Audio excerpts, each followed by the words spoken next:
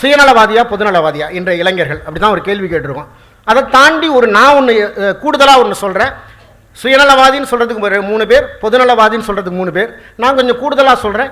உண்மையிலே இந்த இளைஞர்கள் புத்திசாலி, அதை ஒத்துக்கணும். ரொம்ப புத்திசாலியாக இருக்கிறாங்க. சின்ன வயசுலேருந்து இன்றைக்கெல்லாம் கேள்வி கேட்க முடியல. அன்றைக்கெல்லாம் நான் படித்த காலத்தில் என் கையில் செல்ஃபோன் கிடையாது, டிவி கிடையாது. நான் சொல்கிறது நான் 7ஆம் வகுப்பு 8ஆம் வகுப்பு 10ஆம் வகுப்பு படிக்கும்போது டிவியெல்லாம் கிடையாது. ஆனால் இத்தனை சூழல் இன்னைக்கு இவ்வளவு சூழல், புறச்சூழல் இவ்வளவு மோசமாக இருப்ப கூட இன்றைய இளைஞர்கள் சாதிக்கிறாங்கங்கிறது உண்மையிலே ஆச்சரியமான விஷயம் இல்லையா? அன்றைக்கி நாங்கள் 500க்கு 400 மார்க் 10th எடுத்தது பெரிய சாதனையா என்ன? இன்றைக்கி நீங்கள் சாதிக்கிறது தான் சாதனை. என் பையன் கேட்குறான், 11 வயசில் என் மனைவிட்ட கேட்குறான், அம்மா இந்த கேஸ் அடுப்பில் சமைக்கிறா, இந்த நெருப்பு எப்படி வருதுன்னு கேட்டான்.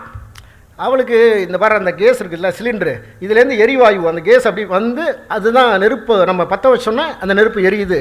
அவன் அடுத்த வாரத்தை கேட்டான், இதுலேருந்து வர்ற கேஸ் எரிவாயு இந்த நெருப்பை பற்ற வச்சோன்னா எரியுது இல்லை, இந்த நெருப்பு அப்படியே கீழே போய் ஏன் உள்ளே தீப்பிடிச்சி எரியலைன்னு கேட்குறான்.